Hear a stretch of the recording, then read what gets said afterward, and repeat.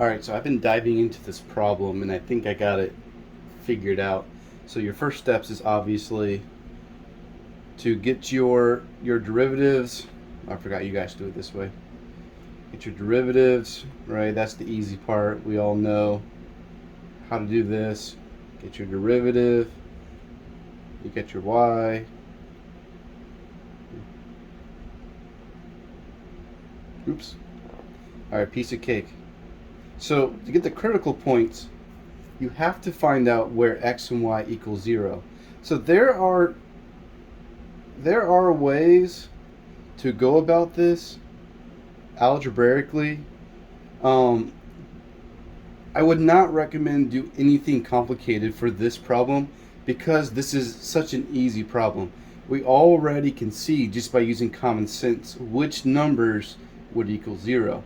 Right, obviously 0, 0, right, it's where x and y, where the function equals 0, or the derivative, I mean, right, we get 1 comma 1, because then you end up with 4 minus 4 equals 0, and then the same thing with negative 1, negative 1. So I just recommend using common sense. I figured this out without even looking at anything, just by seeing, okay, yeah, that's going to equal 0. And then, you know, the problem's not over. You got to do your d-test, and you got to figure out where the maximum and minimum are. The way I do it is a little bit differently, or at least my method of doing it. I immediately go in and I want to check, right, what is 1 comma 1, right? And by the way, this is what you're supposed to do. The exam review doesn't have this part. I think it's, honestly, the question's incomplete without this. If you work through the math, it's 4 minus 1 equals 2, right? So your d-test, don't forget your d-test.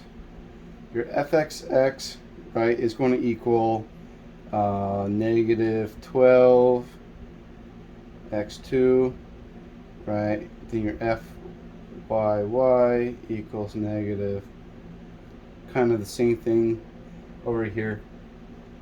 And then your d-test is going to be your this number times this number, right, minus the square of whatever your, see, this is, take out the 4, right? So that's just going to be 4 regardless of which point you used. So I might be jumping around here. I might be moving around pretty fast. Right, 16.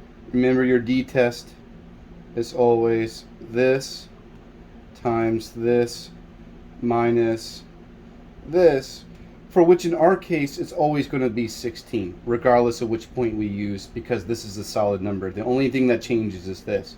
So you get 1 comma 1, right? 1 comma 1. You end up with a, oops, yeah, you end up with a minus 12, you get 144, right? So this is positive. D is positive for this point.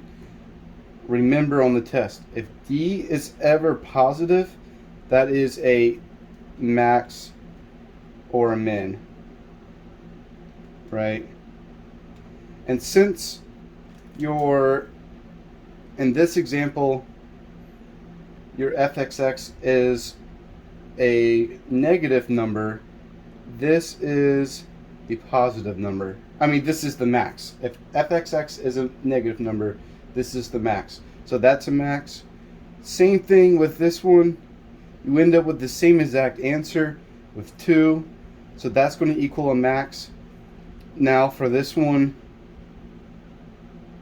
right, the 0, 0, the test here leaves you with a negative 16, which means D is less than 0, which means it is a saddle point. So 0, 0 equals 0, that is a saddle. Because your D in this example, right, for 0 comma 0 is negative 16, D is less than 0, that's a saddle point. So you have max at 2 and then a saddle point at 0, and that should be the final answer to the equation.